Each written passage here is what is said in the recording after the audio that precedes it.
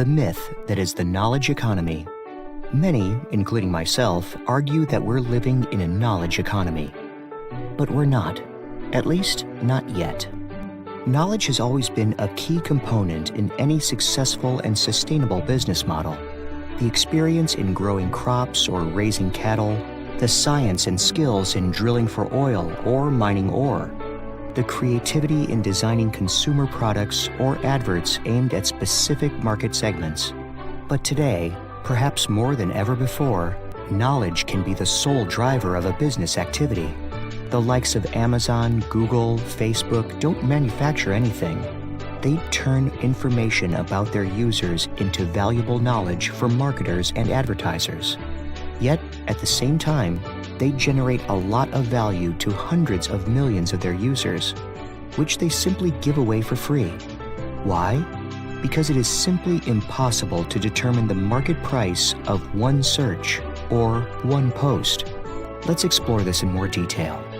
Knowledge, like beauty, is in the eye of the beholder, which means that the value of knowledge can only be determined in light of the context in which it is to be used.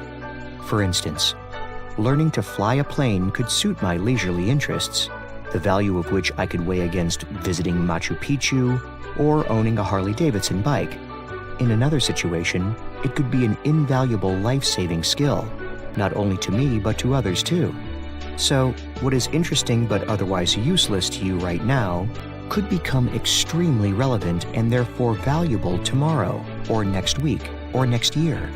It all depends on your context. Also, the more you use that skill or knowledge, the more it becomes valuable.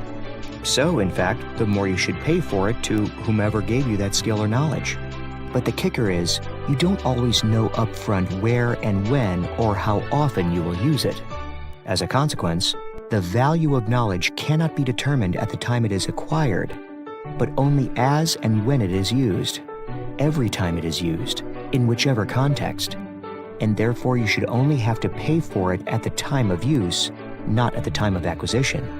But our current market mechanisms don't work like that.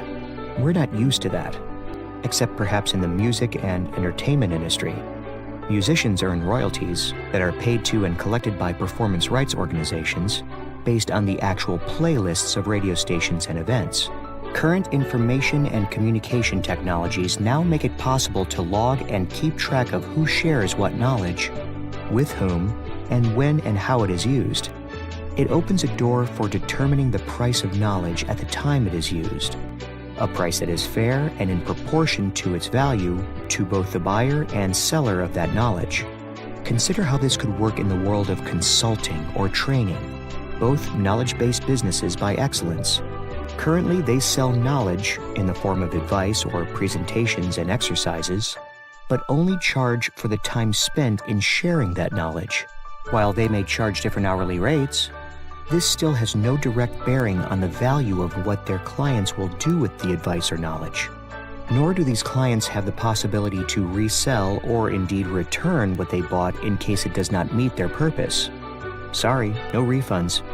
What should happen instead is that the consultants and trainers not only sell their time, indeed a scarce resource, but also and separately their knowledge.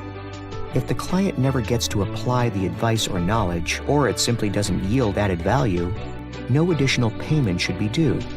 Conversely, if added value is indeed realized, whether in terms of additional revenues, higher margins, higher productivity, cost savings, or other means, then the consultant or trainer should get a proportional and thus fair remuneration.